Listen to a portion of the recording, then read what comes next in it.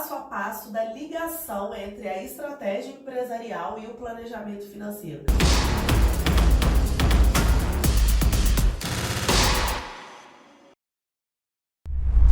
A primeira coisa de tudo é entender qual que é a estratégia. Então é o gestor financeiro conversar com os demais gestores, né? Sentarem e definirem a estratégia empresarial. Então suponhamos que uma das estratégias da empresa, né? Uma empresa nunca vai ter só uma estratégia. Uma das estratégias é reduzir o custo, né? A empresa X determinou que a gente está com alto valor utilizado na produção, a gente precisa reduzir o custo e definiu a meta de reduzir o custo em 10%. Beleza.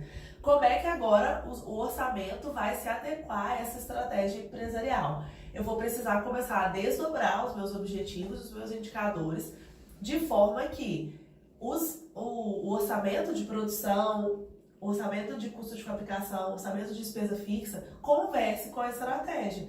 Então eu só vou definir os orçamentos a partir do momento que eu sei qual é a estratégia da empresa. Porque senão, se a empresa tem uma meta de reduzir o custo em 10% e eu não olho isso, eu vou traço meu orçamento de produção, fazendo a produção aumentar 10%, mas o lucro está aumentando. Ok, mas a estratégia da empresa nesse momento é reduzir custo. Então isso precisa estar bem alinhado. Então eu pego a estratégia empresarial de reduzir 10% e aí eu vou lá no meu orçamento de produção e olho, ok, o que aqui dentro eu consigo reduzir para ajudar a empresa a reduzir o custo em 10%. Então eu vou olhar lá a mão de obra, produtividade, né? O que a gente vai conseguir mexer nesse fluxo de produção. Depois os custos de fabricação, fornecedor, qual matéria-prima que eu trabalho, se tem alguma coisa que dá para substituir. E aí será que tem coisa de despesa fixa também que eu posso diminuir para ajudar o orçamento, né? Às vezes eu não consigo reduzir 10% do custo variável, mas eu consigo reduzir alguma coisa na despesa fixa que vai ajudar a empresa no fim das contas. Então eu vou desdobrando esses indicadores até chegar na estratégia maior, que é reduzir os 10% de custo. Depois que eu defini orçamento de produção, de custo de fabricação, de despesa fixa e até de receita, aí sim eu tenho o meu orçamento financeiro, né? Eles são uma soma de tudo isso. Depois que eu defini o meu planejamento financeiro, o que eu preciso fazer? Acompanhar periodicamente. Não adianta definir orçamento, isso pessoalmente, né? Antes você falou do seu orçamento pessoal, eu também tenho meu planilha no Excel e eu defino um orçamento. Eu não recebo igual todos os meses, né? A minha receita é variável, então eu projeto uma entrada e de acordo com isso eu projeto as saídas também. E aí eu preciso acompanhar ao longo dos meses se aquilo tá dando certo, se não tá dando certo, né? Porque o acompanhamento também é que vai levar a gente para os próximos níveis. Bom, 6 dicas aqui para vocês começarem o planejamento financeiro de vocês, que com certeza, né, pode ser que vocês estejam meio perdidos aí, porque quando a gente fala de finanças, as pessoas às vezes não dominam muitos conceitos, como a gente falou ontem. Então, 6 dicas básicas para vocês começarem o planejamento financeiro de vocês. Comecem a controlar as receitas e as despesas, tá? Se vocês não fazem nada agora, comece a controlar tudo que entra, tudo que sai, anota no Excel e começa a compilar esse histórico, porque sem histórico vocês não vão conseguir criar um orçamento que seja funcional para a empresa de vocês.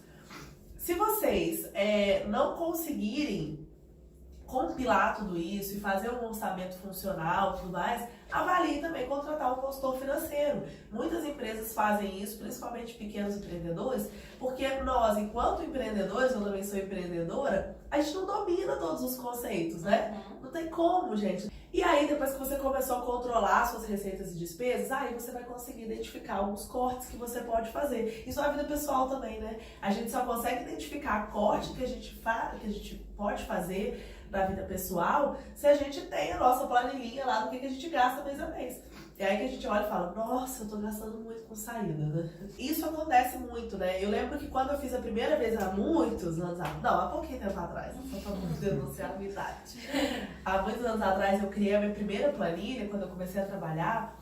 Eu falei, gente, eu fui morar no Rio, né? Eu falei, gente, eu gastava assim uma baba de sair, sabe?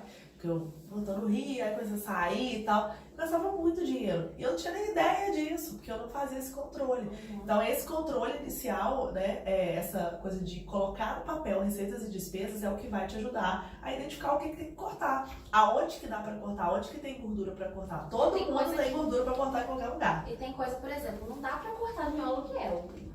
Mas dá o docinho depois do almoço, dá uma saída de final de semana, né? Coisas, às vezes, você separa, o que é essencial, vital, isso numa empresa também. Isso. E o que dá pra economizar num mês, aí no outro, dependendo, já dá pra você ter algum certo tipo de luxo, alguma coisa a mais que você não tinha. Pessoalmente falando, tem umas classificações que é o vital variável, né? Então, assim, é uma coisa que eu não posso viver sem, mas ele vai variando ao longo do mês. É o vital fixo, tipo aluguel. O que é o trivial, variável trivial fixo. E aí a gente considera, assim, o trivial, eu pago um negócio que, assim, não é importante pra mim, é fixo no mês. Pra que eu tô pagando isso? Foi assim que eu tirei, por exemplo, minha conta de telefone fixa. Falei, por que eu tenho isso em casa, gente? Eu nem preciso disso. Aí tirei, né? O aluguel também, na minha casa, a gente conseguiu cortar. A gente conseguiu mudar pro mesmo prédio, pagando R$300 a menos no mesmo lugar. Então, assim, coloquem no papel. Fica a dica. Tem algum aluguel aí no seu prédio? Verifica o preço.